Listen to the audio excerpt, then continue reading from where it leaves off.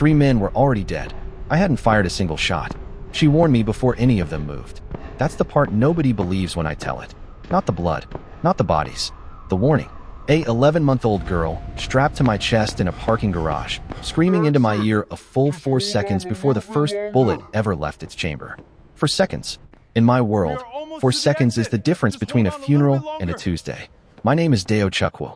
10 months ago, I didn't believe in anything I couldn't put a price on.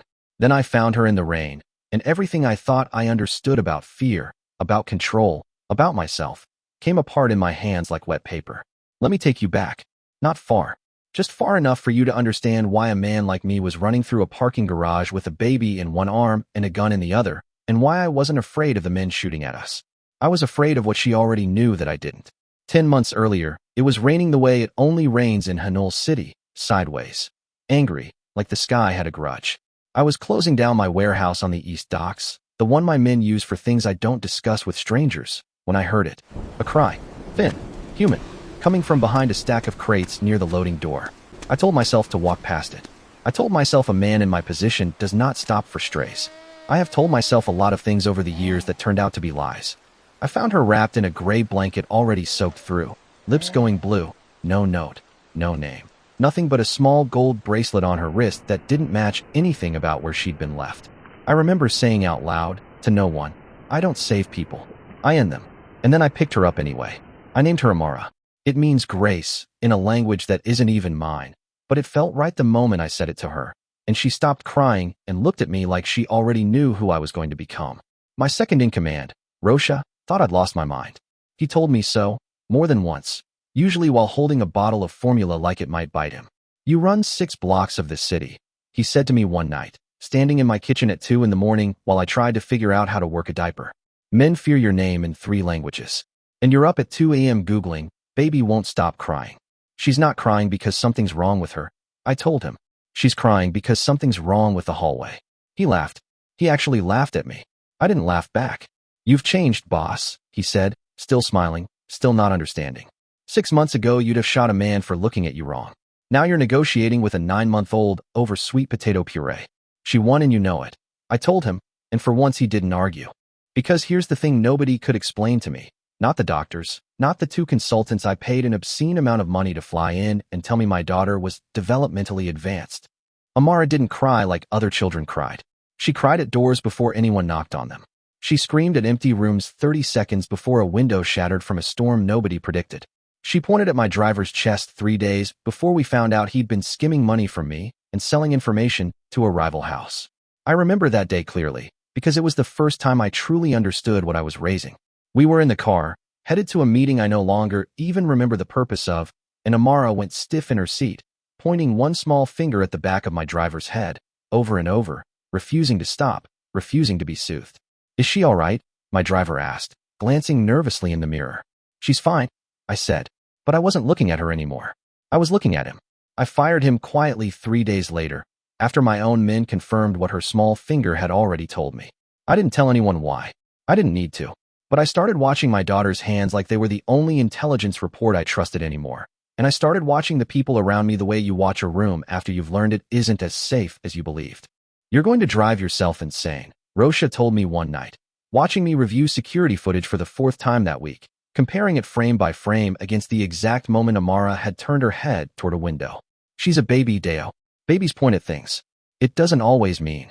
It has meant something every single time, I said. Every time, Rosha. Tell me when that stops being a coincidence and starts being something I need to take seriously. He didn't have an answer for that. Neither did I, not really. I just had a growing, uneasy certainty that I was raising something the world hadn't made room for yet, and that it was my job, the only job that had ever mattered to me, to make room for her, whatever it cost. That night in the parking garage, the one I opened with, that wasn't the beginning of anything. That was the moment I stopped pretending I could explain her away. We were leaving a meeting that should have been routine. Just numbers, just territory lines, nothing worth bringing security for beyond the usual 2 men. Amara had been quiet the whole car ride, which should have told me something, because quiet, for her, was never actually quiet. Then, halfway across the garage, she went rigid in my arms and started screaming a word that wasn't a word. Just sound. Raw, urgent, animal sound. And her whole small body twisted toward the stairwell to my left. I didn't ask questions. I have learned, the hard way, not to ask questions when she does that. I grabbed my driver's arm, shoved him toward the car, and started running the opposite direction from where she was pointing. For seconds later, gunfire tore through the space where I would have been standing if I had walked one more row forward.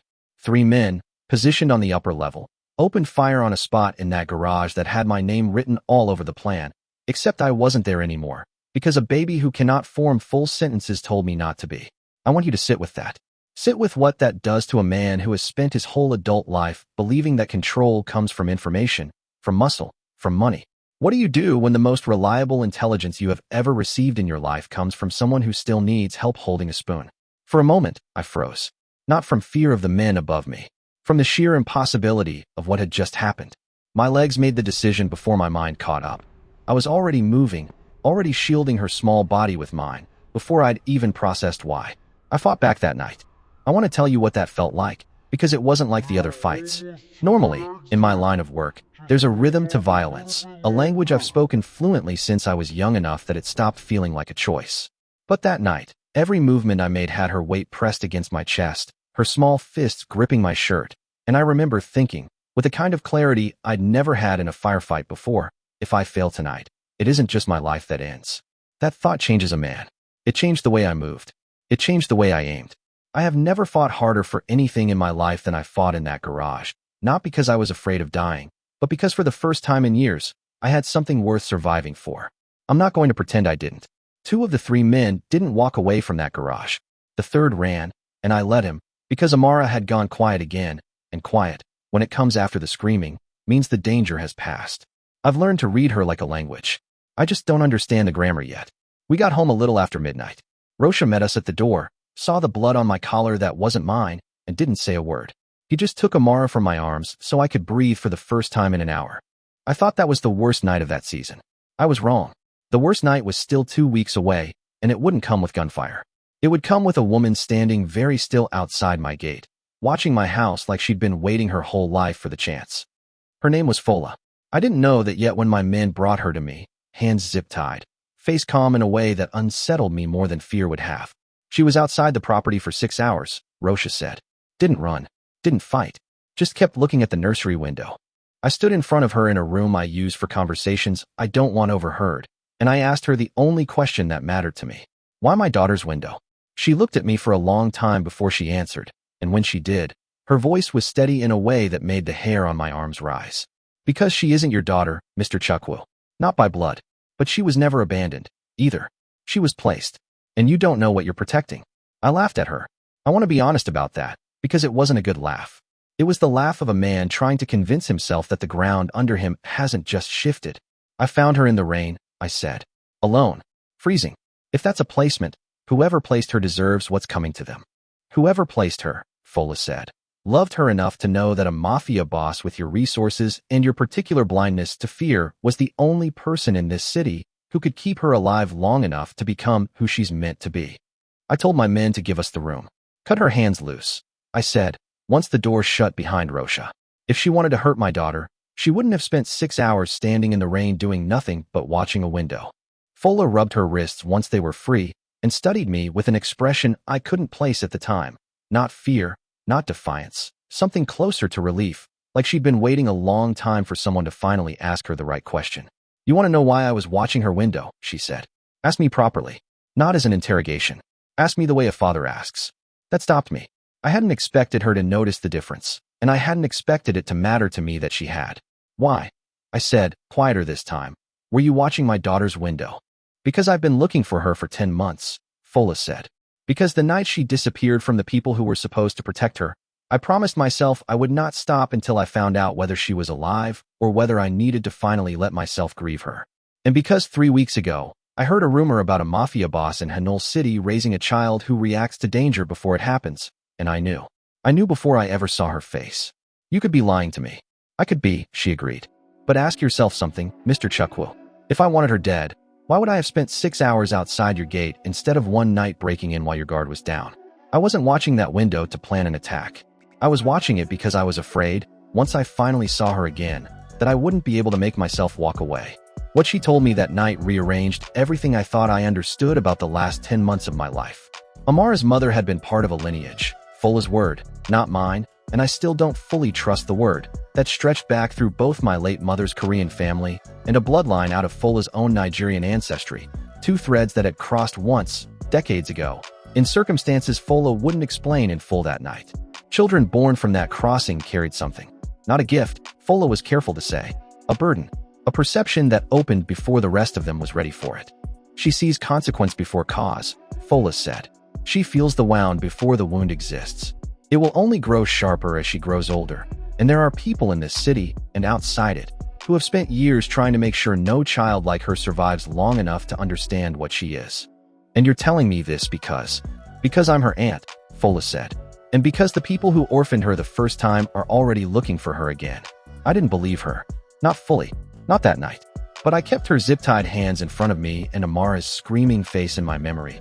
And something in my chest, the part of me that had learned over 10 months to trust a child's instincts over my own men's reports, told me she wasn't lying about the danger, even if she was lying about everything else. I let her go. I shouldn't have. Rosha told me so before she'd even reached the gate. You just released a woman who admitted she's been watching our house for hours, on her own word that she's family, he said. Deo, I've followed you into wars I didn't understand. I don't understand this one. Neither do I told him. That's exactly why I'm not going to make a decision I can't undo yet. He didn't argue further, but something in his eyes that night stayed with me longer than it should have. I told myself it was worry. I was wrong about that, too. The days that followed moved fast, faster than I could organize into any order that made sense while I was living them. So let me just give them to you the way they came. Amara started reacting to Rosha. Not dramatically, at first. A flinch when he entered a room. A refusal to be held by him, when for 10 months he'd been the one person outside me she trusted without hesitation. Then, 3 days after Fola walked out my gate, Amara did something she had never done before.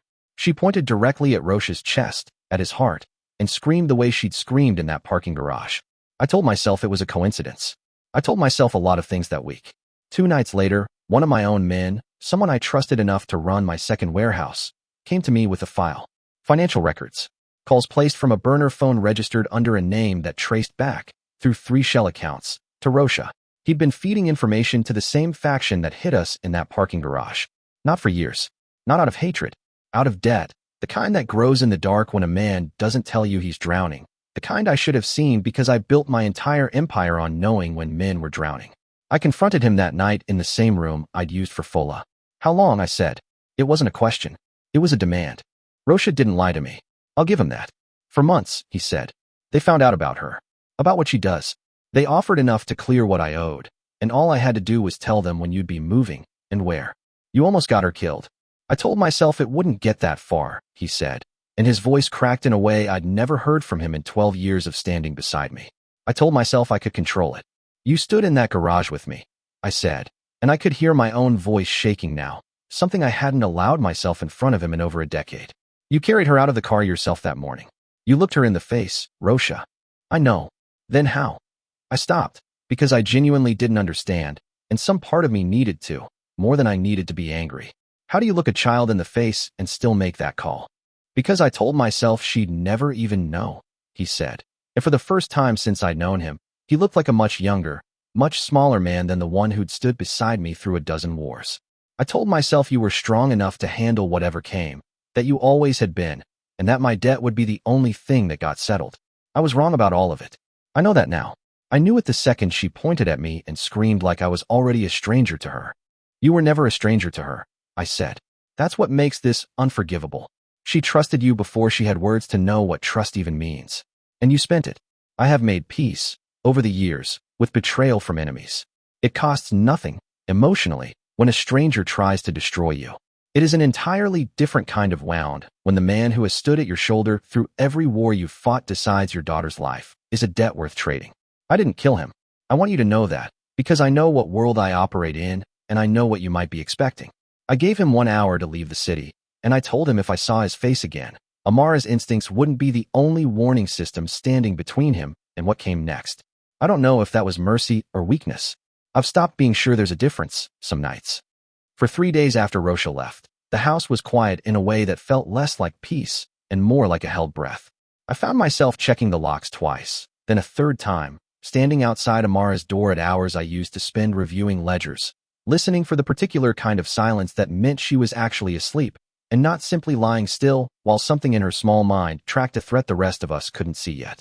Fola had started coming by more frequently by then, always announced, always careful, as if she understood that trust between us was a thing being rebuilt one visit at a time rather than granted all at once. On the third night, I found her in the nursery doorway, watching Amara sleep, and something about the tenderness on her face made me finally ask the question I'd been avoiding. What was her mother like? Fola didn't answer right away. When she did, her voice had gone soft in a way I hadn't heard from her before. My sister. Her name was Adiz. She had this gift too, when she was young, weaker than Amara's, but it was there. She spent her whole life being told it made her dangerous, that it made her a liability to anyone who loved her. She believed it, eventually. I think that's what killed her in the end. Not the men who came for her, but believing, long before they arrived, that she deserved to be afraid of herself. Is that what you're afraid of? I asked. That Amara will believe the same thing? I'm afraid, Fola said, that the world will teach her to be afraid of what she is before anyone teaches her it's a gift worth trusting. I watched it happen once already. I don't intend to watch it happen twice. I didn't have an answer for her that night. I only had the sound of my daughter's steady breathing in the dark, and the growing, uncomfortable certainty that keeping her safe from bullets was going to be the easier half of my job.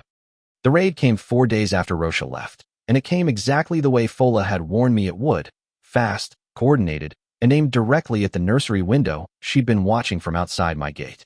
I was in Amara's room when it started, which I believe now was not an accident, was in fact the only reason we survived it. She'd been restless all evening, refusing to sleep, gripping the bars of her crib and staring at the door like she could see straight through it into the hallway beyond. What is it? I kept asking her, uselessly, the way you talk to a child who cannot answer you in words, hoping the sound of your own voice will somehow translate the question into something she can respond to. Then the first window on the ground floor shattered, and I understood. I grabbed her out of the crib and moved. Not toward the main staircase, the way instinct and years of training told me to. Toward the servants' passage instead, because as I passed the nursery door, Amara's whole body twisted violently away from the main hall, and by now I trust that twist more than I trust my own eyes. Gunfire tore through the main staircase 4 seconds after we cleared the servants' passage. 4 seconds. Always 4 seconds. Like her body has calculated exactly how much warning a person needs to survive and refuses to give a moment more.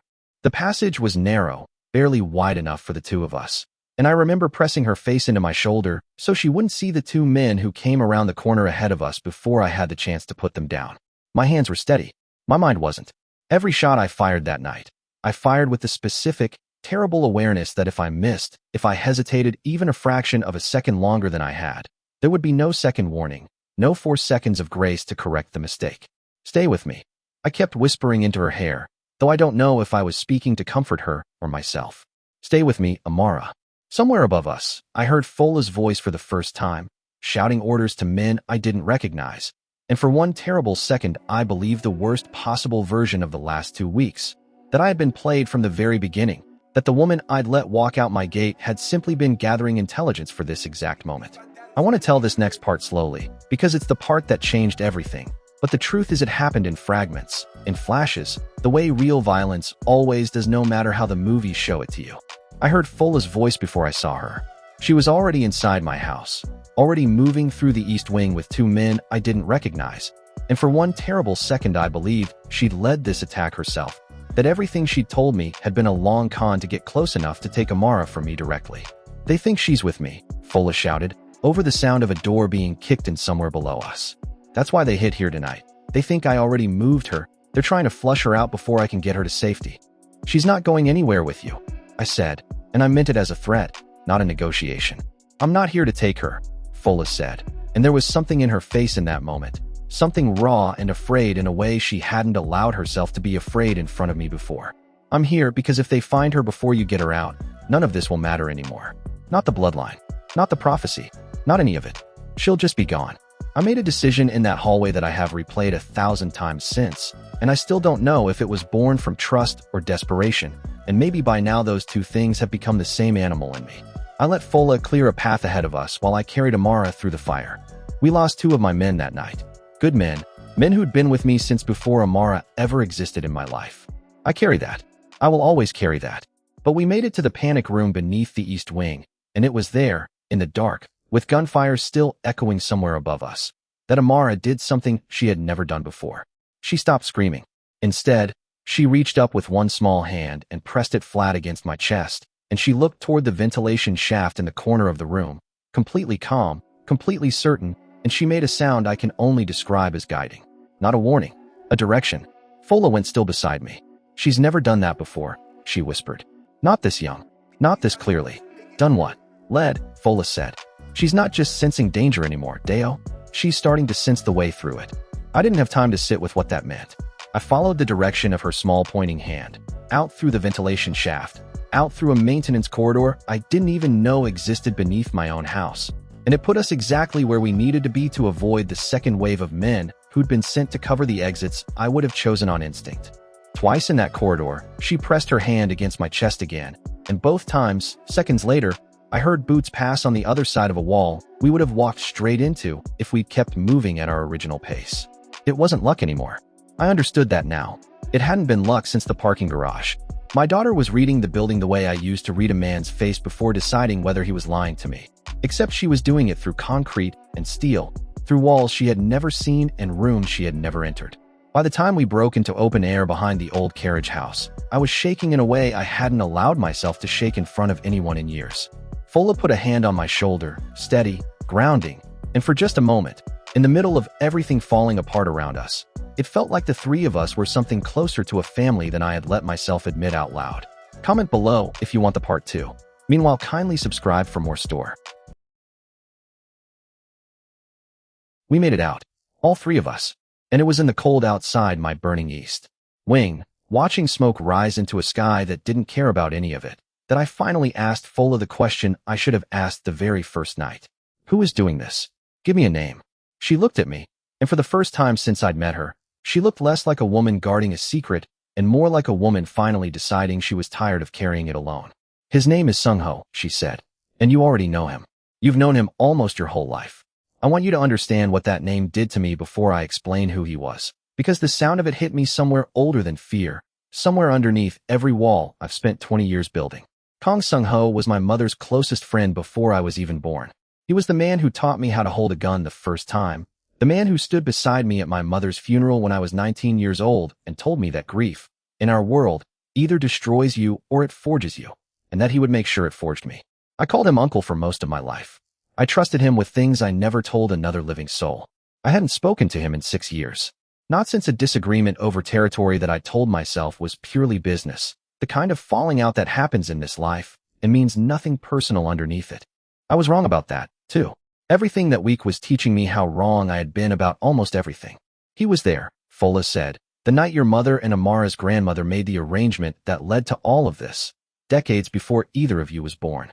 He was there when the bloodline was first protected, and he was there when it was betrayed. He didn't lose someone to that betrayal, Deo. He caused it. And for 30 years he has been trying to erase every child born from that crossing before they're old enough to understand what they carry, because as long as they exist, the truth of what he did exists with them. You're telling me the man who taught me to survive in this life is the same man trying to kill my daughter. I'm telling you, Fola said, that he orphaned her the first time. The rain, the warehouse, all of it. He's the reason she was alone that night. Not an accident. A calculated risk, because he believed a child abandoned to the elements would simply die without anyone ever having to answer for it. He didn't count on you. I stood there in the ash and the cold, and I felt something in me go very quiet. The way the city goes quiet right before a war starts, and I understood, finally, fully, what the next chapter of my life was going to require of me. That night, once the fires had been put out and Amara was finally asleep in a temporary room in the West Wing, I sat outside her door for hours, turning Fola's words over and over in my mind. Sung-ho, the man who taught me to hold a gun. The man who told me grief either destroys you or forges you. I kept waiting to feel surprised by the betrayal, the way I had with Rosha, and instead I only felt a slow, cold certainty settling into place, like a lock finally finding the key that had always fit it. Fola found me there near dawn, sitting against the wall with my head in my hands. You're going after him, she said. It wasn't a question. I don't have a choice. You always have a choice, she said. You could stay, build higher walls, hire more men. Let him come to you on ground you control, instead of walking into whatever trap he's already built for you out there. And how many more nights like tonight do I let him have? I said, How many more men do I bury because I was too careful to end this the right way? I watched that man teach me everything I know about surviving in this world. I am done letting him decide when Amara gets to stop being afraid. Fola sat down beside me, and for a long moment neither of us said anything. My sister used to say something, she finally offered. That courage isn't the absence of fear. It's choosing the person you love over the fear anyway. She sounds like she was wiser than both of us. She was, Fola said quietly. I miss her every single day, and I will not lose her daughter the same way I lost her. If you felt that twist land the way I did the night I heard it, tell me in the comments. Type, I felt that, if you didn't see Sung-ho coming. I found him 4 days later, in a warehouse not unlike the one where I'd found Amara, which I don't believe was a coincidence, because men like Sung-ho enjoy irony almost as much as they enjoy power. He looked older than I remembered, tired, in a way that surprised me, like 30 years of covering a single lie had finally caught up to the architecture of his face. You came alone, he said, when I walked in. Not a question, an observation, delivered the way he used to deliver every observation to me when I was young enough to think his approval was something worth earning. I came for the truth, I said. You already know that. You've known it since the night you sent men to my house. I sent men to end a threat that should have ended 30 years ago, he said. You don't understand what that child will become if she's allowed to grow into what she is. You don't understand what it will cost this city, this world, when people like her stop needing warning and start needing nothing at all from men like us. She's a baby, I said, and I felt my voice break in a way I hadn't allowed it to break in front of anyone since my mother's funeral. She's not a threat. She's not a prophecy. She's my daughter.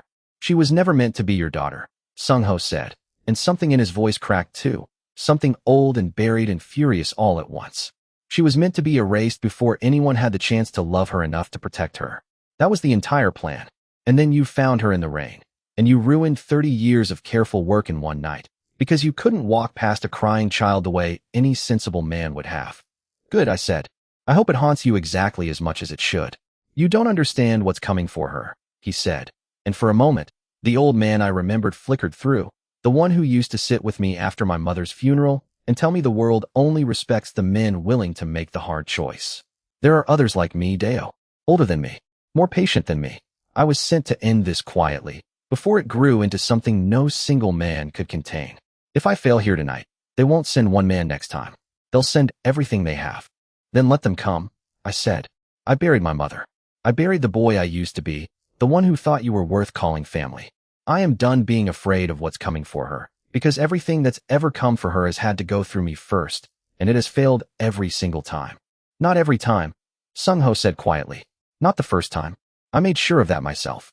That was the moment something in me went past anger, past grief, into a stillness I hadn't felt since the night I found her in the rain. Then I suppose, I said, you should have known better than to leave her somewhere a man like me might hear her crying. Before I left that warehouse, I asked him the one question that had been sitting under my ribs since the night Fola first said his name. Did you know my mother would have hated what you became? For a moment, something flickered across his face that looked almost like grief. Your mother made a promise to a family she barely knew, out of a kindness that got her killed for it years later, he said slowly. I have spent 30 years making sure that promise didn't cost anyone else what it cost her. You can call that villainy if it helps you sleep tonight. I call it the only apology I know how to give. There's nothing about tonight that will help me sleep, I told him. But I imagine that's true for both of us now. I'm not going to walk you through every second of what happened next in that warehouse. I'll tell you it was ugly, that it involved every year of training I've ever had and every ounce of restraint I didn't know I still possessed. I'll tell you that it ended with Sung-ho alive, because some part of me, the part that still remembers a 19-year-old boy standing at his mother's grave, couldn't finish what my hands wanted to finish. I'll tell you that he escaped through a door I should have covered, into a night I should have controlled better, and that as he ran, he turned back once and said the only thing that has kept me awake more nights since than almost anything else in this story. This isn't over, Deo. It was never going to be over the moment you picked her up out of that rain. You didn't save her. You delayed the ending. And endings like this one always find their way back around. If you think Deo made the right choice letting him live, comment protect her below. I want to know if you'd have made the same call. I walked out of that warehouse that night with my hands shaking in a way they hadn't shaken since I was young enough to still be afraid of my own father. Fola was waiting outside, leaning against the car, and when she saw my face, she didn't ask what happened. She already knew. You let him go, she said. I let him go, I confirmed. Why? I thought about that question longer than I've thought about almost anything in my life. Because if I become the kind of man who finishes what he started tonight, I finally said, I'm not sure I'll still be the kind of man Amara needs standing over her crib when she wakes up screaming. I've spent my whole life deciding that ending things was the only language that mattered. I don't want that to be the only thing I teach her. Fola didn't answer right away. When she did, her voice was quieter than I'd ever heard it.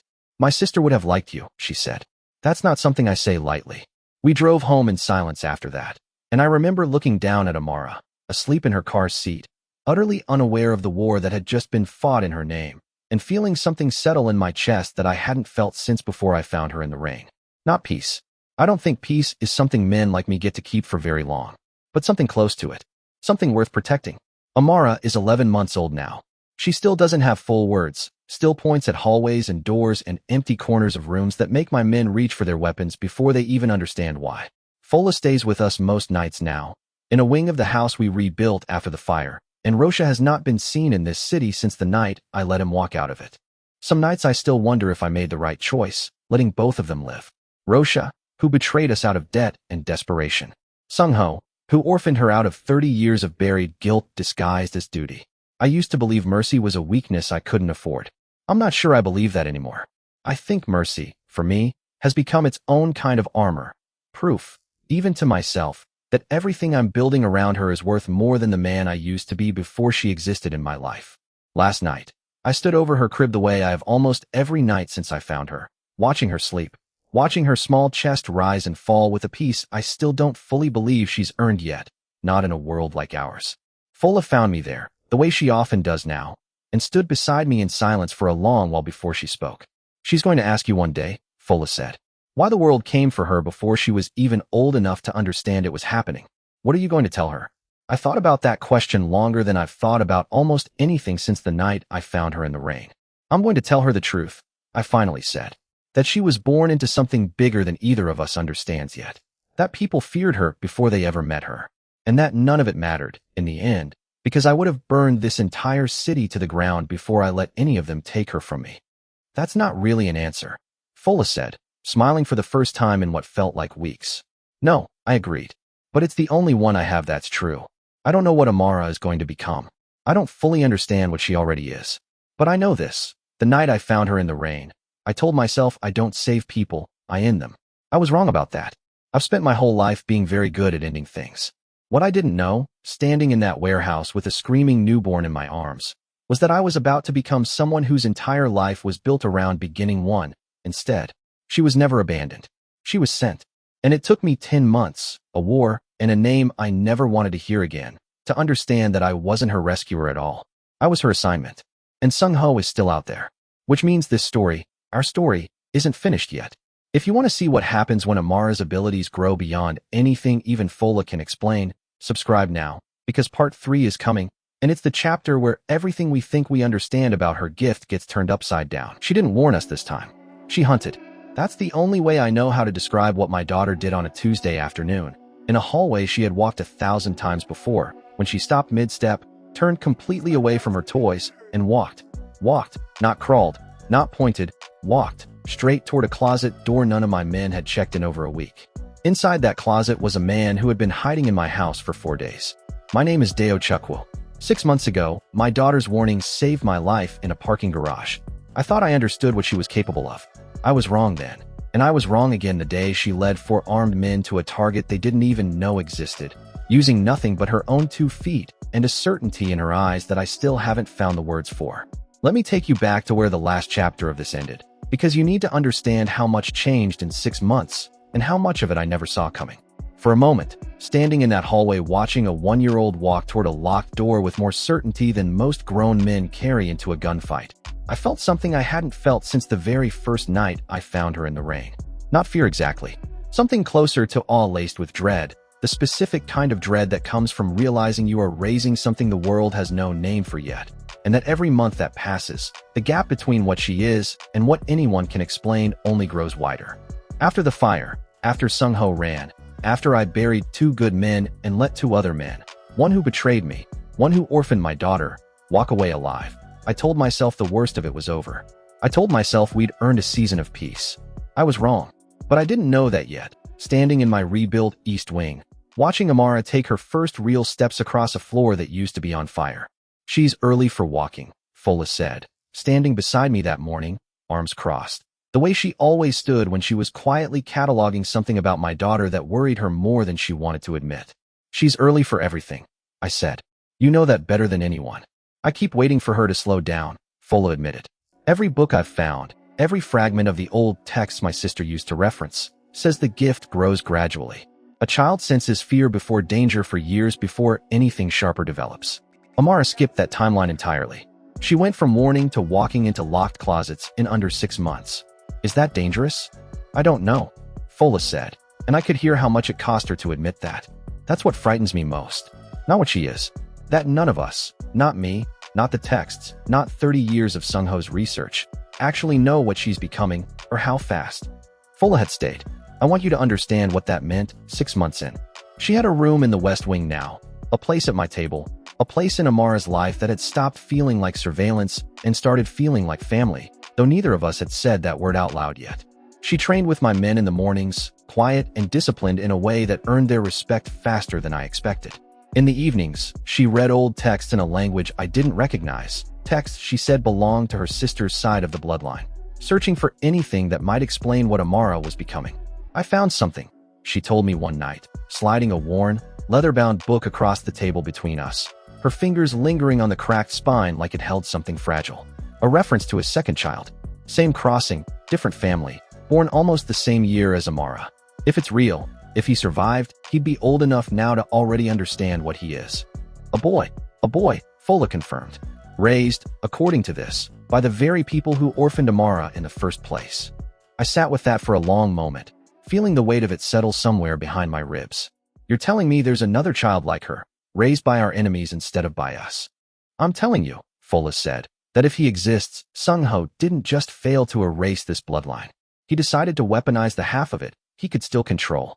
Why would he do that? He spent 30 years trying to erase all of it. Maybe, Fola said slowly, like the thought had only just crystallized for her. Because erasing all of it stopped being possible the moment you found Amara in that rain.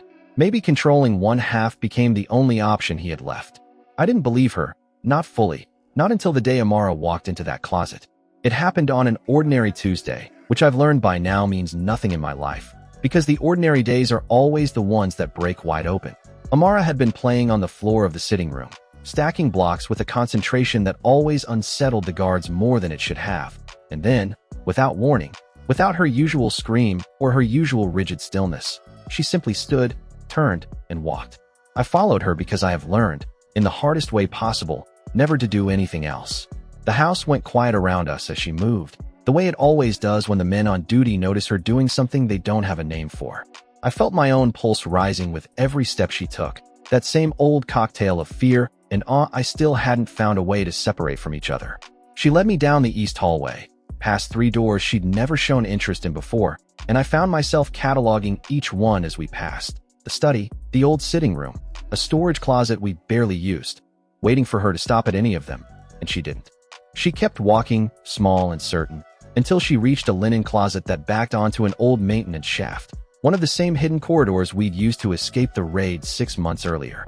She stopped in front of it, pointed one small finger at the door, and said her first real word. Bad. I didn't wait for confirmation. I called my men, weapons drawn, and when we opened that closet, we found a man crouched in the dark, a tracking device in his pocket and a knife in his boot, for days' worth of stolen food wrappers around him like he'd been living inside my own walls for the better part of a week, without a single one of my people noticing. My hands were steady on my weapon. My mind was anything but. For days. He had been 4 feet from my daughter's nursery for 4 days, and none of the men I paid to protect this house had noticed, and it had taken a 1-year-old girl to find what an entire security detail had missed. How? I said, staring at him, staring at the space he'd carved out of my own house right under everyone's noses. Did you get in here? He didn't answer me. He looked past me instead, at Amara, standing small and calm in the hallway behind me, and something like fear crossed his face that had nothing to do with the gun in my hand. She's not supposed to be able to do that yet, he said quietly. She's not supposed to find us. Not for years. If you think Amara's ability just leveled up in a way nobody expected, comment, she hunted below. We got nothing else useful out of him that night beyond that single sentence, because he bit down on something in his back molar before my men could stop him. and it was over before I even understood what I was watching. I'd seen that kind of loyalty before, the kind bought with fear so deep it outlasts the fear of dying. I'd seen it in men who worked for Sung-ho. Fola confirmed it within the hour, going through what little the man had carried. A insignia, small, stitched into the collar of his jacket, one she recognized immediately. "This is the same mark," she said, "as the boy I told you about. Same house, same bloodline, same people. So they sent him to watch her," I said. "Not to hurt her yet, to learn what she's becoming." "Worse," Fola said. "I think they sent him to test how close she is to finding him first." Rocha's absence had left a hole in my organization I hadn't fully filled in 6 months, and it was in that gap that a new problem started to grow, quietly, the way problems always grow best, in the space where trust used to live. His name was Juno, a young lieutenant I'd promoted faster than I probably should have. Hungry in the way ambitious men always are, loyal in the way that only gets tested when it actually matters. I trusted him with more than I trusted most. Mostly because Amara had never once reacted to him the way she'd reacted to Rocha before his betrayal came to light. That should have told me something. It didn't, not until it was almost too late. "You've been distracted," Juno said to me one evening, watching me review the same intelligence report for the 3rd time, trying to trace how deep the infiltration in my own house had actually gone. "Since the closet. You don't trust anyone in this house anymore, do you?" "Should I?" I asked. "You should trust the people who've bled for you," he said. And there was something in his voice that night I couldn't quite place, something that felt, in hindsight, like a man rehearsing a line he'd need later. I didn't catch it then. I caught it 3 weeks later, and by then, the damage had already started. The damage came in the form of 2 of my oldest allies pulling their support within the same week, citing reasons that didn't add up, using language that felt coached rather than genuine. I've built alliances for 20 years. I know the difference between a man stepping back because he's afraid and a man stepping back because someone gave him a much better reason to. I went to see the first of them myself, a man named Beck who'd stood beside me through 3 separate territory wars, hoping I could talk sense back into an alliance I'd thought was solid enough to survive anything. "It's not personal, Deo," Beck said, not quite meeting my eyes across his own desk, in his own office, in a building I had once helped him keep out of enemy hands. "But my people have families. And the word going around is that you're not just protecting a gifted child anymore. You're protecting 2 of them now, and one was raised inside enemy territory. That's not a war I signed up to be adjacent to." "You signed up to be adjacent to me," I said, "not to a set of terms that change every time someone whispers something new in your ear." "Someone didn't whisper anything," Beck said, though the way his eyes flicked briefly toward the door told me otherwise. "I read the reports. I heard about the man in your closet. I heard about your lieutenant switching sides. A house with that much instability isn't a house I want my name tied to, no offense meant." "None taken," I said, though I felt every word of it as an offense regardless. "Just know that when this is over, and it will be over, I'll remember exactly who stood with me and who didn't." I didn't get anything more useful out of him than that, and I left knowing that whatever thread was pulling my allies apart, it wasn't clumsy. It was patient, precise, working through fear rather than force, which meant it was working exactly the way Sung-ho had always worked. "Someone's turning them," I told Fola, pacing my office at 2 in the morning, the way I used to pace it back when Amara was still small enough to fit in one arm. One at a time, quietly, the same way Sung-ho turned Rocha. "Or the same way Rocha was never really working alone," Fola said. I stopped pacing. "What are you saying?" "I'm saying," Fola said slowly, like she'd been holding this thought back for longer than she wanted to admit, "that Sung-ho didn't disappear after that warehouse. He restructured. And I think whoever he's using inside your house now isn't hiding in your closets anymore. I think they're standing in your meetings." "That's a short list of people," I said. "It's a short list," Fola agreed. "And I don't like how short it is, because it means whoever it is has been close enough to you to know exactly which allies would be easiest to frighten off first." I confronted Juno the way I'd confronted Rocha, in the same room, because some patterns in this life apparently repeat themselves whether I want them to or not. "Tell me you're not doing what I think you're doing," I said. Juno didn't flinch the way Rocha had. "That should have told me everything." "I'm doing exactly what I think is right," he said. "You've built this entire house around a child none of us fully understand, Deo. You've let a woman with no proven loyalty stand inside your walls because she shares blood with your daughter.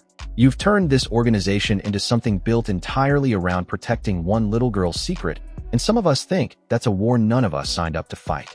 "Then you should have walked away," I said, "instead of selling us out from the inside." "I didn't sell you out," Juno said, and for the first time, something like real anger cracked through his composure. I've been talking to Sung-ho, yes. But not to hurt her. To understand what she is before it's too late to control it.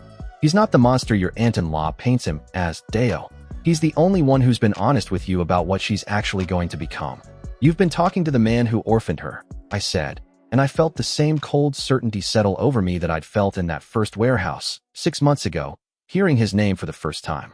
The man who left a newborn in the rain and called it strategy. He didn't want her to die, Juno said. He wanted her to disappear quietly, before the world ever noticed what she was.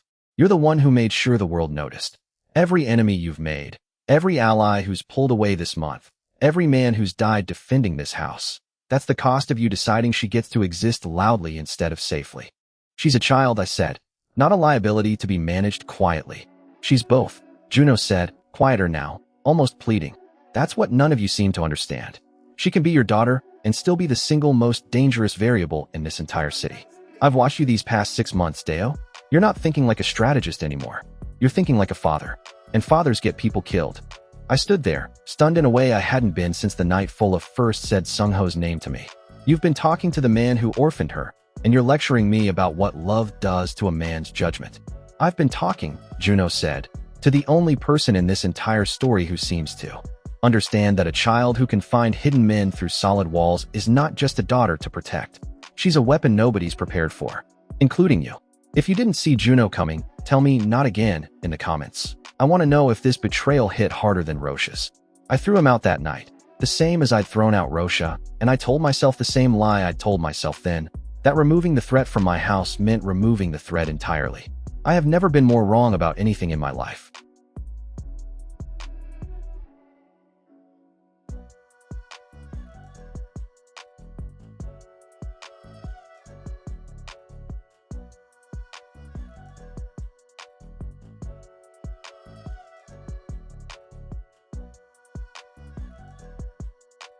Three nights later, Fola came to me with something I wasn't prepared for, something that would have broken whatever trust we'd built if I hadn't already learned, the hard way, to hear people out before I let my anger decide anything.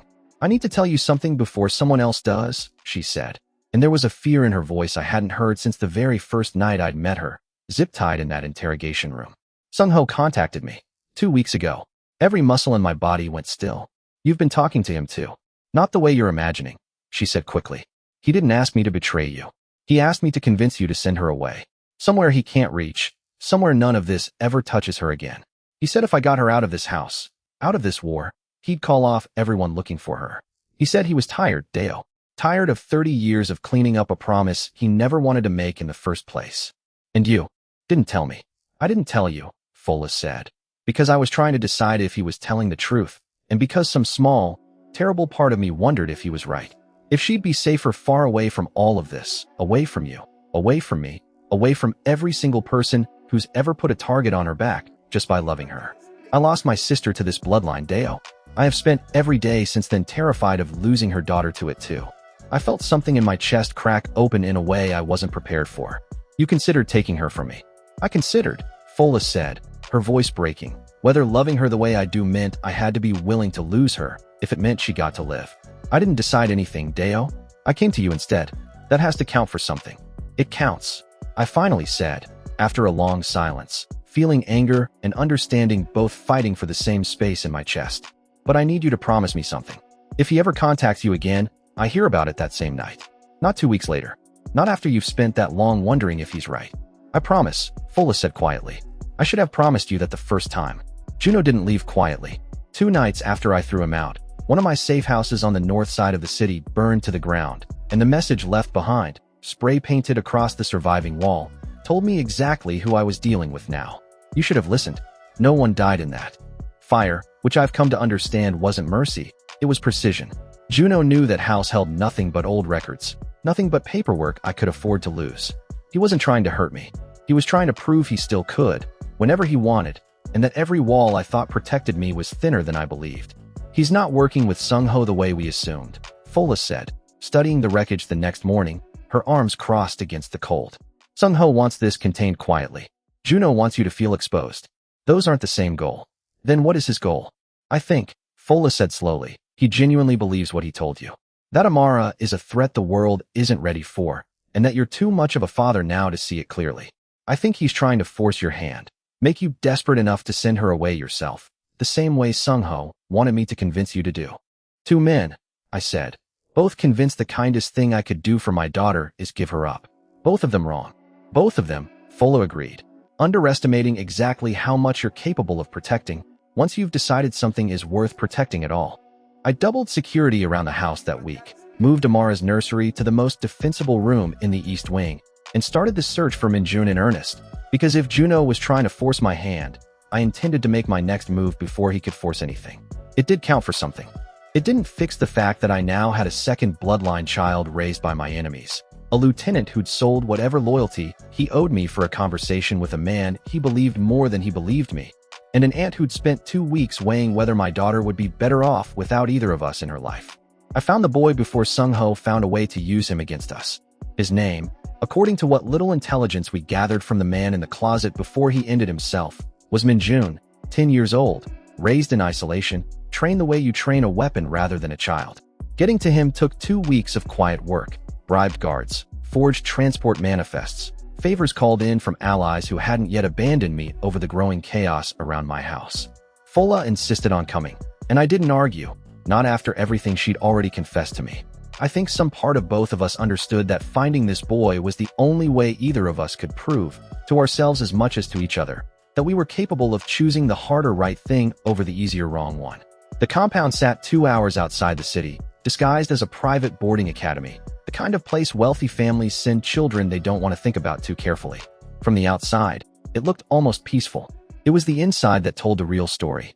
There's no play yard, Fola said quietly, as we moved through the grounds under cover of night, my men clearing rooms ahead of us with a discipline I'd trained into them over years. No classroom windows facing outward.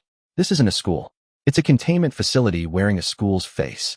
We hit resistance on the second floor. 3 guards, armed, better trained than I expected for a facility disguised as something so quiet. The fight was fast and ugly, over in under a minute, but it was long enough for alarms somewhere deeper in the building to start sounding, long enough for me to understand we no longer had the luxury of moving carefully. We need to move faster, I told my men. Whatever's down there, they're not going to let us take it without a real fight now.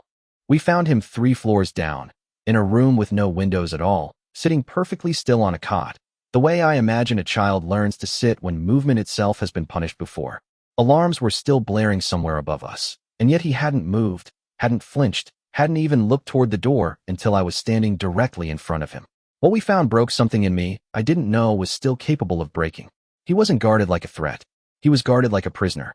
They told me I'd hurt people if I ever left, he said, when I finally stood in front of him, small and pale and flinching from the sound of my own footsteps.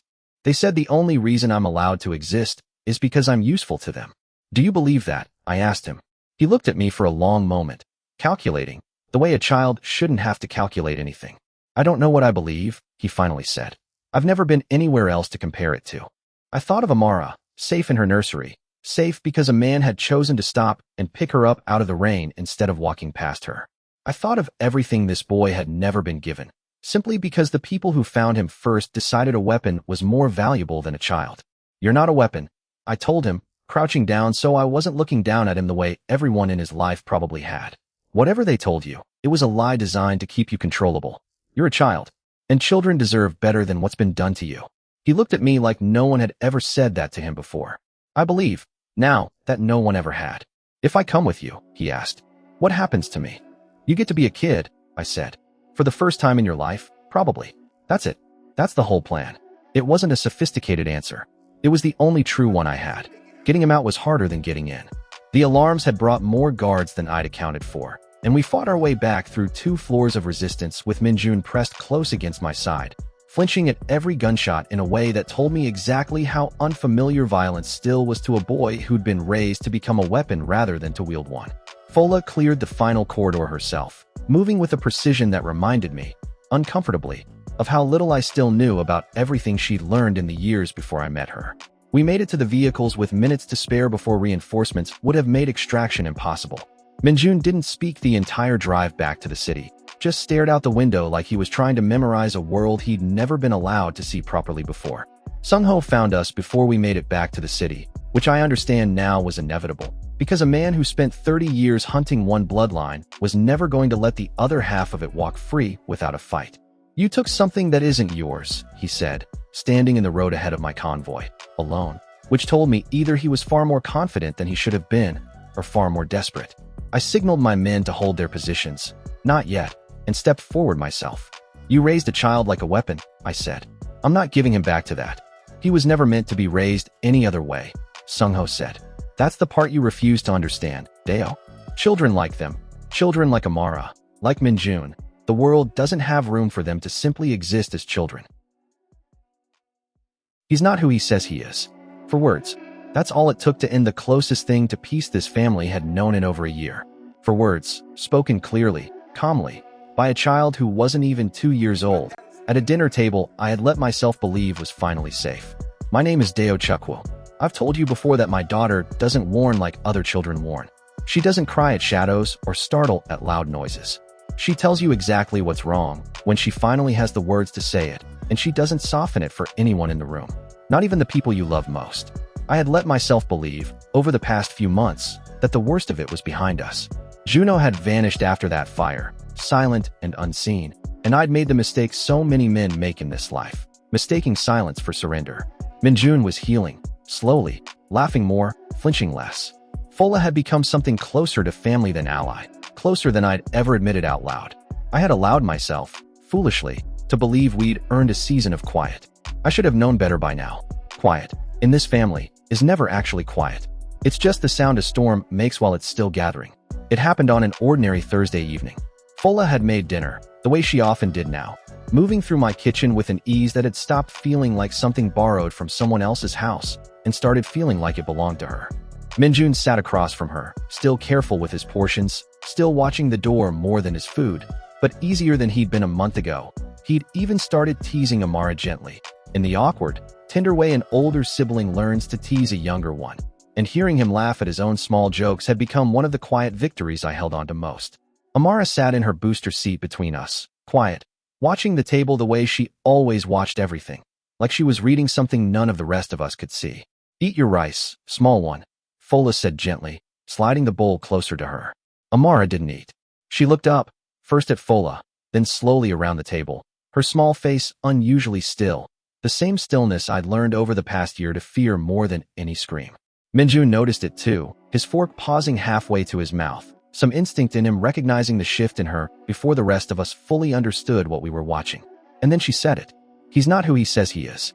The room went silent in a way I still don't have adequate words for. Minjun froze mid-bite. Fola's hand stopped halfway to the pitcher of water she'd been reaching for. I felt my own heart slam once, hard, against my ribs, because I understood immediately that this wasn't a warning about danger approaching from outside. This was a warning about someone already sitting at my table. Amara, I said carefully, keeping my voice level though nothing in me felt level. Who are you talking about, baby? She lifted one small hand and pointed, not at Minjun, at Fola. If you didn't expect Amara to point at Fola, comment, not her below. I want to know who you thought she meant. I want to be honest about what happened in the seconds after that. I didn't reach for a weapon. I didn't demand answers. I simply sat there, staring at the woman who had shared my table for over a year, who had held my daughter through fevers and nightmares, who had stood beside me in a warehouse and told a monster to his face that he was wrong about everything he believed. And I felt the floor of my trust crack straight down the middle. Fola didn't flinch. That, more than anything, told me she'd been expecting this moment for longer than I wanted to know. I need you to hear the whole truth before you decide anything, she said quietly, setting the pitcher down with hands that were, for the first time since I'd known her, visibly unsteady. Not the version that fits whatever you're imagining right now. Then tell me, I said. All of it. She glanced at Amara, then at Minjun, then back at me. Not here, she said. Not in front of them. I almost refused. I almost told her that whatever she had to say, she could say it in front of the children she'd spent a year protecting alongside me. But something in her face, old fear, older than the year I'd known her, made me relent. We moved to my study. I left the door open enough that I could still hear the low murmur of Minjun trying to distract Amara from the tension she'd caused, a kindness that struck me even in that moment. A 10-year-old boy comforting a toddler while the adults around them came apart. Talk, I said. 7 years ago, Fola began. Before I ever went looking for my sister's daughter, I was caught by the same organization that raised Minjun. The same people Sung-ho answers to, whether he wants to admit that hierarchy anymore or not. Caught doing what? Trying to find records, she said. About the crossing. About the bloodline. About what happened to my sister. I was young and reckless, and I got caught before I understood how dangerous that recklessness was. She paused, her hands twisting together in her lap, and for a moment I saw, underneath the composed woman I'd come to rely on, the frightened 23-year-old she must have been in that moment, caught somewhere she never should have gone looking. They kept me for 11 days, she continued, quieter now. Long enough to understand exactly what kind of people they were. Long enough to understand that survival, in their hands, was never free. And they let you go. They let me live, Fola said, and there was something in the way she said it that told me the distinction mattered to her more than almost anything else in her life. In exchange for a promise. That if they ever needed information about the bloodline again, if it ever resurfaced, I would tell them what I knew instead of what I wished were true. I felt something cold settle into my chest. Is that why you were watching my gate that first night? Not out of love for a niece you'd lost. Out of an old debt you were finally being asked to collect. No, Fola said immediately, sharply, the first real heat I'd heard in her voice all evening. I went to that gate because I'd heard the rumors and I couldn't stay away, debt or no debt. I stood outside for 6 hours that night not because someone ordered me to, but because I was too afraid of what I'd feel if I finally saw her face. But you're asking the wrong question, Dale. The right question is whether I ever told them what I found once I got there. Did you? No, she said. Not once. Not in over a year. Every report I was supposed to file, I buried. Every check-in I was supposed to make, I ignored. I have spent this entire year choosing you and her over a promise that kept me alive when I was 23 years old and terrified and had no one else to protect me. Then why does she just call you a liar in front of my entire table? Fola's composure finally cracked, just slightly, just enough for me to see the fear underneath it. Because the debt isn't paid yet, she said. Because 2 weeks ago, they contacted me again. And this time, I didn't bury the report. I answered it. Asterisk if you think Fola made the wrong call. Answering that report. Comment, she should have told him below. Asterisk. You answered them. I repeated, feeling something in me go very quiet. The dangerous kind of quiet I recognized from every worst night of my life. After everything. After Sung-ho. After Juno. You answered them. I answered them because they threatened to expose everything if I didn't. Fola said, tears finally breaking through the composure she'd held onto since the dinner table. Not just my debt. Yours. Minjun's location. Amara's abilities. Every secret this house has been built around for the past year, laid out for anyone willing to pay for it. I answered them to buy us time, Deo, not to betray you. And what did you tell them? Nothing true, she said. I gave them enough to seem cooperative without giving them anything that could actually hurt us. I have been walking a line for 2 weeks that I did not know how to explain to you without you looking at me exactly the way you're looking at me right now. I sat with that for a long, silent moment, feeling the weight of everything she'd just handed me. A year of trust, cracked open by 4 words from a child who couldn't lie even if she wanted to. She's never wrong, I finally said. You know that. I know that. Whatever you buried under good intentions, Amara found the shape of it anyway. I know, Fola said quietly. That's what terrifies me most. Not that you might not forgive me. That she already knew, before I even found the courage to tell you myself. We didn't resolve anything that night. I told her to keep her distance from Amara until I'd had time to sit with everything, and I watched something in her face break at the request, even though she nodded and agreed without argument. The next 2 days passed in a kind of careful silence I hadn't experienced in this house since Roche's betrayal. Everyone moving around each other with the particular caution of people who aren't sure yet whether the ground beneath them is stable. Minjun noticed it too. Is Fola in trouble? He asked me quietly on the second morning, watching her from across the garden, where she sat alone, unusually still. She made some choices a long time ago that she's still paying for, I said. I'm trying to figure out whether that's the same thing as being untrustworthy now. She helped save me, Minjun said simply. The night we found me. She didn't have to come. She chose to. Out of the mouths of children, sometimes, comes the exact clarity adults spend days failing to reach on their own. I found myself thinking about that conversation more than I expected to, in the hours before everything changed again. I didn't get the chance to decide what to do with that truth, because 2 days later, Juno took the decision out of my hands entirely. He took Minjun from the garden in broad daylight, in under 90 seconds, using methods that told me exactly how much of his training under Sung-ho's old network he'd absorbed and repurposed for himself. My men found the 2 guards posted there unconscious, not dead, which struck me at the time as strange, until I understood, later, that Juno hadn't wanted casualties. He wanted control, and dead guards don't send a message the way a note does. The note was simple. Asterisk, bring the girl to me, or I finish what I started training the boy to become. You have until midnight. Asterisk. He's not asking for a trade, Fola said, reading it over my shoulder, her voice tight with a fear I hadn't seen from her since the raid. He's asking you to choose which child you're willing to lose. I'm not choosing anything, I said. I'm getting them both back. I called Sung-ho myself that night, which surprised even me, given everything that had passed between us. I didn't call him as an ally. I called him because he was the only person alive who understood exactly what Juno had learned to do with a child's conditioning and exactly how to undo it. You're asking for my help, he said, when he finally answered, and there was something almost like disbelief in his voice. I'm asking because Juno crossed a line even you built rules around, I said. You spent 30 years trying to control this bloodline. You never once tried to weaponize a child directly against the people who loved him. Juno just did exactly that. Tell me I'm wrong. There was a long silence on the line. You're not wrong, Sung-ho finally said.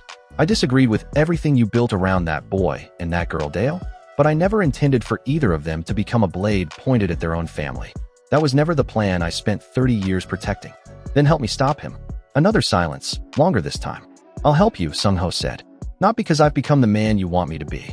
Because Juno is about to prove every fear I ever had about this bloodline right, in the worst possible way, and I would rather stop him than watch it happen. If you think Sung-ho showing up to help is a redemption arc, or just self-interest wearing a kinder face, comment your take below. We found Juno's location by midnight, an abandoned processing facility on the industrial edge of the city, the kind of place chosen specifically because it offered no easy approach and no easy retreat. Sung-ho arrived separately, alone, the same way he'd arrived at every confrontation in this story, and for the first time, I found myself grateful rather than wary to see him standing beside my men instead of against them. He'll have Minjun in the central bay, Sung-ho said, studying the building's old blueprints spread across the hood of my car. It's the only room with reinforced walls. If he's trying to break the boy's conditioning back into something usable, he'll need somewhere Minjun can't simply run from. Break it back into what? I said. Into what he was raised to be before you found him, Sung-ho said grimly. A weapon that follows orders instead of a child who trusts the people around him. Juno isn't improvising Deo. He learned this from watching my organization operate for years. He knows exactly how long it takes to break a mind like Minjun's back down, and exactly how little time we actually have before it works. I studied the blueprints, feeling the same cold calculations settle over me that always arrived before a fight I couldn't afford to lose. How long? I asked. Before it works completely. Days, Sung-ho said.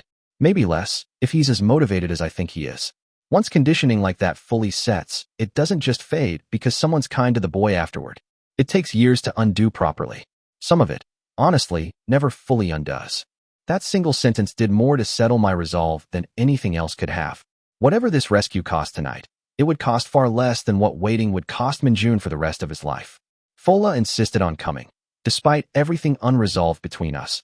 Despite the argument we'd had only hours earlier about trust and debts and buried reports. I let her come, because whatever else was true about her, I had never once doubted her willingness to fight for these children with everything she had. If this goes wrong, she said quietly, checking her weapon one last time before we moved, I need you to know that everything I told you tonight was true. All of it. I know, I said, and I meant it, more than I expected to, standing in the dark outside a building that might cost us everything. We moved in just after 1 a.m. The central bay was lit by a single bank of industrial lights, harsh and white, and in the middle of it, Minjun knelt on the concrete floor, hands bound, a look on his face that I recognized immediately, and it broke something in me all over again. The same blank, controlled fear he'd worn the very first day we found him in that boarding academy compound, the fear of a child who has learned that resistance only makes things worse. Juno stood over him, calm in a way that unsettled me more than rage would have. You didn't need to bring an army, Juno said, as we entered, barely glancing at Sung-ho beside me. I only asked for the girl. You're not getting either of them, I said. I already have one, Juno said, gesturing at Minjun without looking at him, the way you gesture at an object rather than a person. I'm 3 days into reconditioning him back to what he was trained to be before you decided love was a substitute for structure. Another week, and he'll do exactly what I tell him to do, no matter who's standing in front of him. Even you. Even the girl he apparently trusts so much now. You're describing torture, I said, and calling it structure. I'm describing survival, Juno said, And for the first time, real anger cracked through his composure. You think love protects children like them? Love got 2 of your allies killed. Love nearly got Minjun's location leaked to 3 different factions the moment word spread you were harboring him.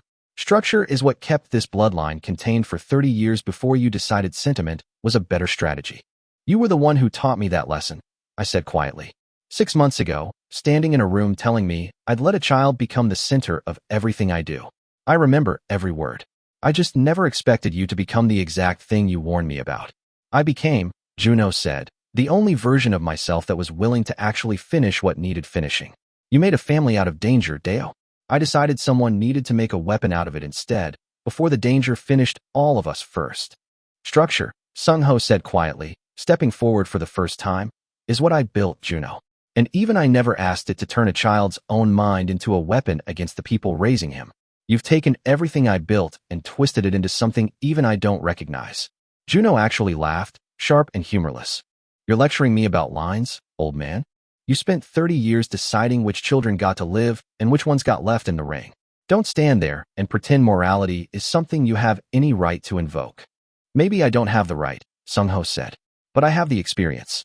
And I'm telling you, from 30 years of getting this exact calculation wrong, that what you're doing to that boy will not end the way you think it will. That was the moment Amara, who I had left in the car under heavy guard, who should have had no possible way of knowing what was happening inside that building, started screaming.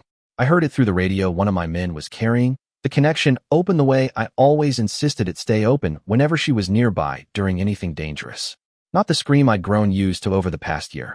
Not warning, not fear. Direction. She's pointing. The guard's voice crackled through, breathless. She's pointing at the east wall. She won't stop. Sung-ho's head snapped up. There's a maintenance corridor behind that wall. It leads directly into the central bay from an angle Juno hasn't accounted for. She's not even in the building, I said, disbelief and awe colliding in my chest the way they always did with her, no matter how many times I thought I'd stopped being surprised. How does she know the layout of a building she's never seen? I don't think she's reading the building, Fola said quietly, already moving toward the exit to relay the plan. I think she's reading Minjun. Wherever he is, whatever he's feeling, I think she's found a way to see through him now. If Amara just leveled up again, comment full foresight below. Tell me if you think she can see through other people's eyes now, not just sense danger. We moved through that maintenance corridor while Sung-ho kept Juno talking, buying us the minutes we needed. I want to tell you the fight that followed was clean, was controlled, was the kind of extraction I'd trained my whole life to execute without a single wasted motion. It wasn't. It was desperate and loud and over almost as soon as it began, because the moment my men breached that reinforced wall, Minjun did something none of us had prepared for. He fought back. Not against us. Against Juno. Whatever conditioning Juno had spent 3 days trying to force back into him, it hadn't taken, not fully, not completely, and in the chaos of the breach, Minjun twisted free of his restraints and put every bit of training Juno himself had given him to use against the man who'd given it. I saw the exact moment it happened, from the edge of the room, weapon raised, watching a 10-year-old boy move with a precision that should have belonged to someone 3 times his age, every strike aimed with a focus that told me Minjun had absorbed far more of that training than any of us had realized, and had simply been waiting, all along, for the moment it would finally serve him instead of the men who'd forced it into him. Juno staggered back, genuinely startled for the first time since I'd known him. You're supposed to be broken, he said, disbelief cracking through his composure. 3 days. You should have nothing left to fight with. You never asked what I wanted, Minjun said, breathing hard, fists still raised. You just assumed I'd forgotten how to want anything at all. It wasn't enough to end the fight alone, but it bought exactly the opening my men needed, and within seconds we'd closed the distance, disarming Juno before he could recover from the shock of watching his own weapon turn in his hand. Juno went down hard, disarmed, and for a moment, standing over him with a weapon I didn't yet know whether I would use. I felt every version of mercy and rage this story had ever asked me to choose between collide at once. Finish it, Juno said, staring up at me, breathing hard, something unreadable in his eyes. You know what I'll do if you let me live. You know I won't stop. I know, I said. Then why are you hesitating? He pressed. And there was something almost desperate in the question now, like some part of him needed to understand why mercy kept finding its way into rooms he'd built specifically to exclude it. You've killed men for less than what I've done to that boy. I have, I admitted. But every time I've killed a man in this life, it was because I couldn't see another way through. I can see another way through you, Juno. Whether you deserve it or not isn't really the question I'm asking myself right now. Then what is? Whether I still want to be the kind of man who only sees one way through, I said. I decided a long time ago, standing in a warehouse very much like this one, that I didn't. I'm not going back on that decision tonight, no matter how much you've earned it. I didn't finish it. I have never been able to fully explain, even to myself, why mercy keeps winning that argument every single time it's tested in me. Maybe because Sung-ho was standing beside me, a living example of a man who'd spent 30 years being wrong about the exact same choice, and I didn't want to become him. Maybe because Min-jun was watching, and some part of me understood that whatever I did in that moment would become the lesson he carried forward about what kind of man his rescue actually meant. We took Juno into custody instead. Not killed, not freed, contained, the way Sung-ho once contained an entire bloodline. Except this time with the explicit understanding between all of us that containment without cruelty was the only version of it I intended to allow. Sung-ho watched the whole exchange in silence, and as my men led Juno away, he finally spoke, quiet enough that only I could hear it. That's the version of this I never learned how to choose, he said. 30 years, and I never once figured out how to hold both the threat and the mercy in the same hand the way you just did. It's not a skill, I told him. It's just a decision you make again every single time, whether it's easy or not. Some nights it's harder than others. Tonight was one of the harder ones. We drove home just before dawn, Min-jun wrapped in a blanket in the back seat, flinching less than he had the night we first found him, which told me something about how far he'd actually come despite everything Juno had tried to undo. He'd said almost nothing since the extraction, and I found myself watching him in the rearview mirror more than the road, worried about what damage might still be settling in quietly, the kind that doesn't show itself until much later. Are you all right? I finally asked him, when we stopped at a red light long enough for the question to feel less intrusive. Min-jun considered it for a long moment. I fought him, he said quietly. Juno. I fought back and it worked. I didn't know I could do that. I didn't know any of what he tried to put back in me would just come loose again, the moment it actually mattered. You're stronger than what he tried to make you, I said. You've always been. He just never gave you the chance to prove it before tonight. I think, Min-jun said slowly. Some part of me knew Amara would find me. I kept thinking about her, the whole time he had me. I don't know why that helped, but it did. Fola sat beside me in the front, silent through most of the drive, her earlier confession still hanging unresolved between us. I meant what I said, she finally offered, as the city lights began to blur past the windows. Every report I buried, every truth I protected. I chose this family, Deo, long before tonight forced my hand into proving it. I know, I said, and I found, to my own surprise, that I did know it, fully, without reservation. Whatever debt she still carried from a promise made when she was 23 and terrified, I had watched her choose us, again and again, in every moment that actually mattered. What happens to the old debt now, she asked. We end it, I said. Properly. Not buried reports and half-truths. I'll help you close whatever door that organization thinks it still has into your life, the same way I'm going to close every other door Sung-ho's old network thinks it still has into mine. Fola let out a breath I don't think she'd realized she'd been holding for over a year. Amara was asleep by the time we got home, worn out from a night no child her age should have had to carry, but Min-jun sat beside her crib for a long while before finally letting himself sleep too, watching her the way you watch something you finally understand you're allowed to protect, instead of something you're required to fear. I stood in the doorway, watching both of them, feeling the particular exhaustion that comes after a night like that one, not just physical, but the kind that settles into you when you've spent hours deciding, over and over, which version of yourself you were going to be when it mattered most. You should sleep, I told Min-jun quietly, though I made no move to actually send him away. I will, he said. I just wanted to make sure she was really okay first.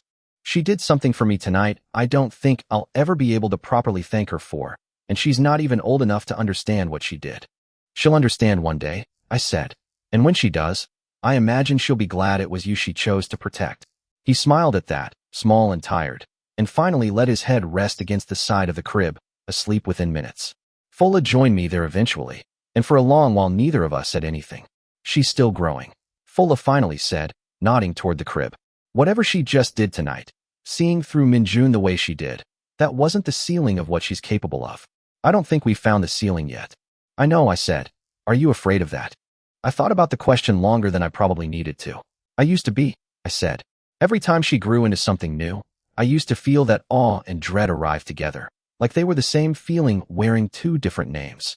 Tonight, watching her save Min-jun from somewhere she couldn't even see him, I only felt one of those things. Which one? Pride, I said. I think, somewhere in the last year, the fear finally stopped being louder than that. Fola was quiet for a moment, studying me in the dim hallway light. You've changed more than you realize, Deo, she finally said. The man who found her in that rain wouldn't have recognized the man standing in this doorway tonight. Good, I said. I've stopped missing him. 3 nights later, once the house had settled back into something resembling calm, Amara said something new, something none of us were prepared to hear from a child who had only just learned to speak in full sentences a few days earlier. She was sitting on the floor of the nursery, stacking blocks the way she always did, when she stopped, looked up at nothing in particular, and said, quietly, almost to herself, "Someone is going to ask me for help. Someone I haven't met yet." Fola and I exchanged a look I don't think either of us fully understood yet. Who? Baby? I asked gently, crouching down to her level. Who's going to ask you for help? Amara looked at me, and for a moment, her eyes held something that looked less like a toddler's confusion and more like a certainty far too old for the rest of her. I don't know yet, she said, but it's coming, and it's not going to be like the others. I don't know what that means. I don't know if it means a new danger, a new ally, or something this bloodline has never had to face before. What I know is this: 6 months ago, I told you she was sent to end a war. Tonight, watching her stack blocks with a certainty that unsettled me more than any warning ever had, I understood that whatever chapter comes next, it isn't going to be about surviving the people who've already found us. It's going to be about whoever's still out there, waiting to be found. If you want to see who comes looking for Amara next, and what she means by not like the others, subscribe now, because part 4 is coming. And it's the chapter where this entire story stops being about survival and starts being about what she was truly born to do.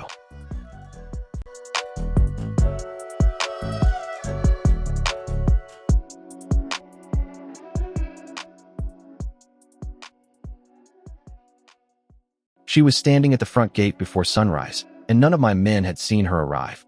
That's the first thing you need to understand about the woman who changed everything in the space of one morning. Not how she got past 4 armed guards and a perimeter I'd rebuilt twice since Juno's attack. What matters is that Amara was already awake, already at her nursery window, already watching the gate before anyone alerted me a stranger was standing there. My name is Deo Chukwu, and I told you 3 nights ago that my daughter said something none of us were ready to hear. Someone is going to ask me for help. Someone I haven't met yet. I spent those 3 nights waiting for a threat to walk through my door the way every other threat in this story has.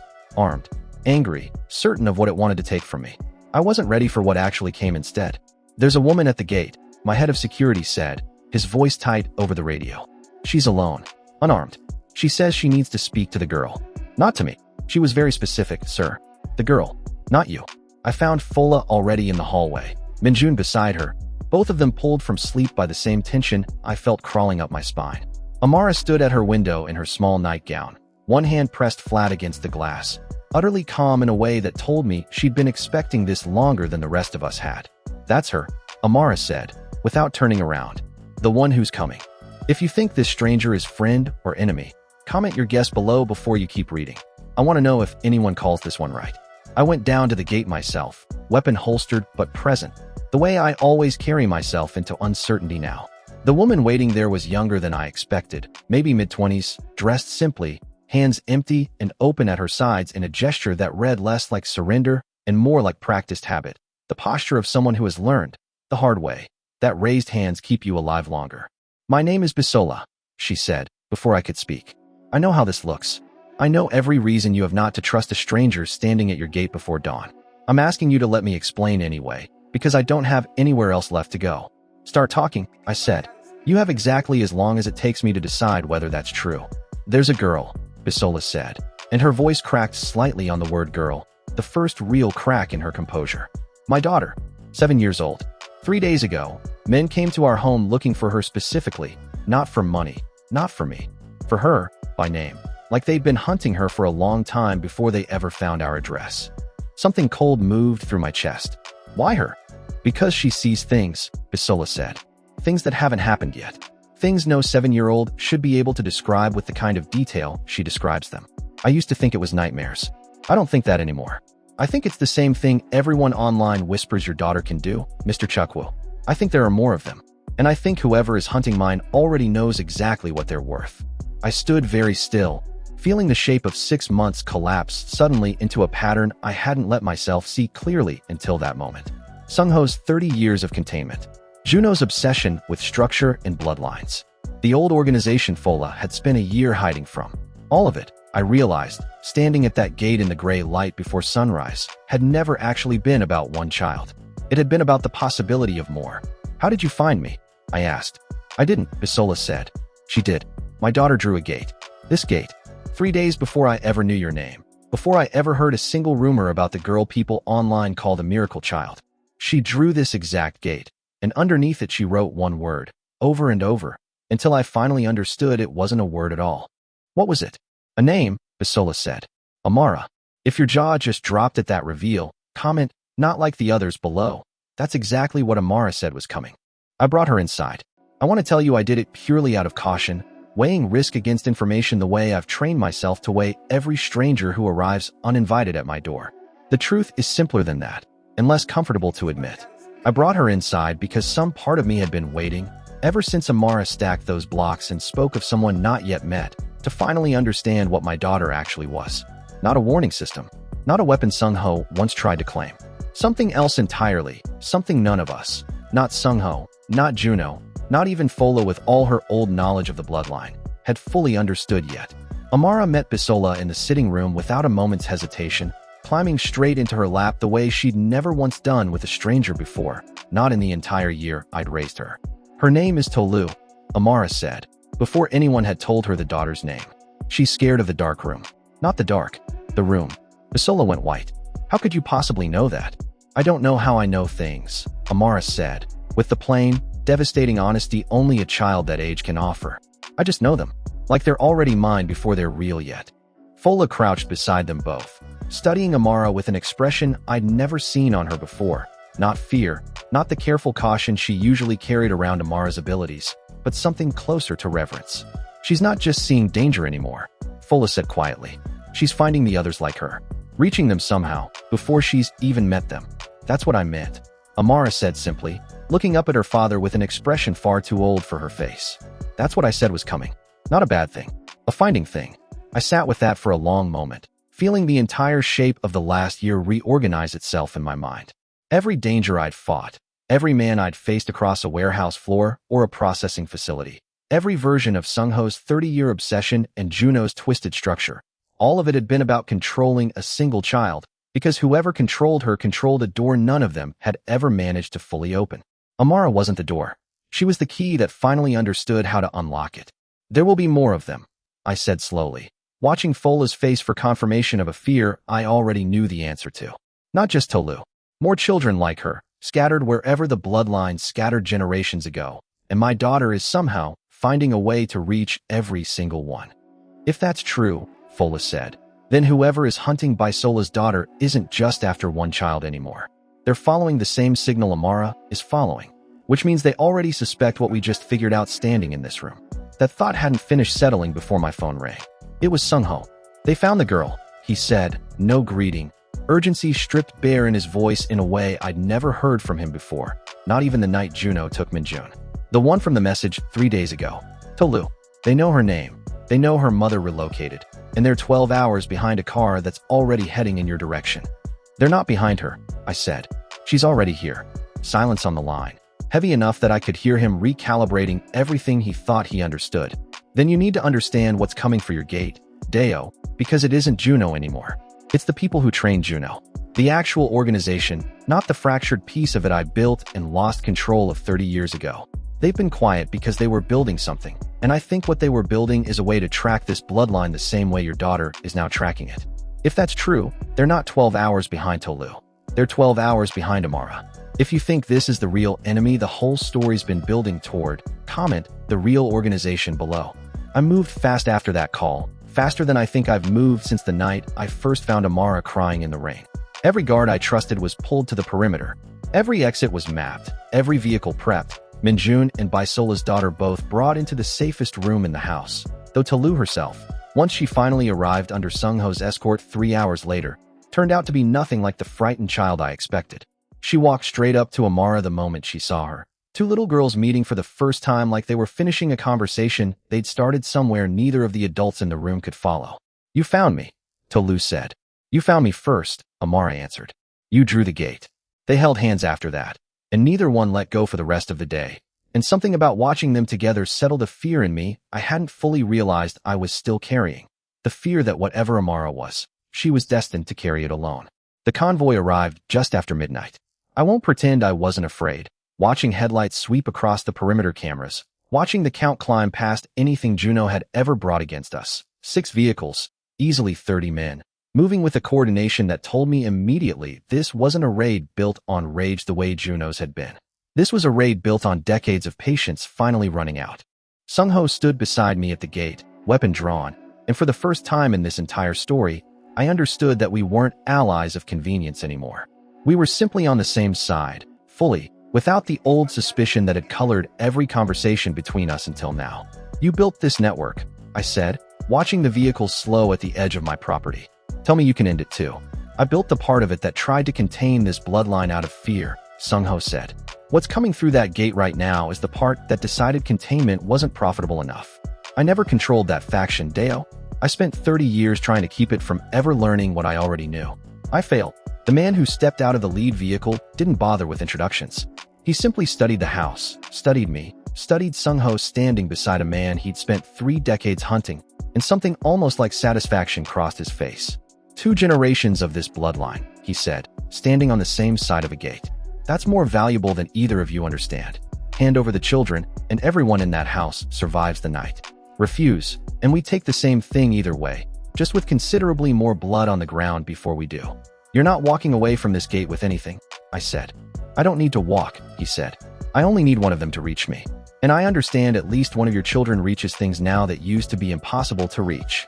If you're bracing for the final fight of this whole series, comment, let's go below before you finish the ending. What happened next wasn't a fight in any way I could have trained for. It happened inside a single heartbeat, inside a nursery 3 floors up, where Amara stood at her window with Tolu's hand still in hers, watching 30 armed men surround the only home she'd ever known. They can't find us, Amara said quietly, if we're not where they think we are. I don't fully understand, even now, exactly what she did. Fola, who has spent her whole life studying this bloodline's abilities, told me later that what Amara did that night had no name, yet in any record she'd ever seen. No precedent in 30 years of Sung-ho's files. What I know is what I felt, standing at that gate, weapon raised against 30 men who suddenly, all at once, stopped moving. Not frozen. Confused. Genuinely, thoroughly lost, staring at a house that was still standing directly in front of them, and somehow no longer certain it was. She's not hiding the house, Sung-ho said, watching in open astonishment. She's hiding their certainty. She's making them doubt what they're already looking at. The leader staggered back a step, disoriented, his men breaking formation around him, weapons lowering not from surrender, but from the particular helplessness of soldiers who've just watched their target become impossible to hold in their own minds. It lasted only a few seconds. It was enough.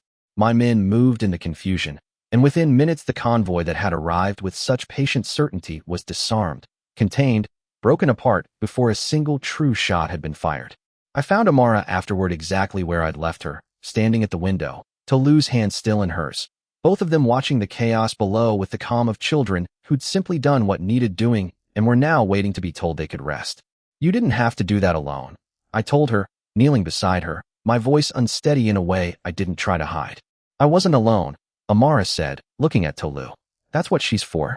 That's what I meant. Not like the others. Because this time, I had someone to do it with. We ended that organization's reach over the following weeks, not through violence, but through everything Sung-ho had spent 30 years learning about how to dismantle it properly.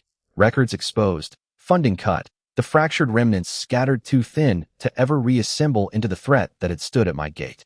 Fola's old debt closed for good, the promise she'd made at 23 finally, fully paid by a truth she never had to bury again. Minjun grew steadier every week.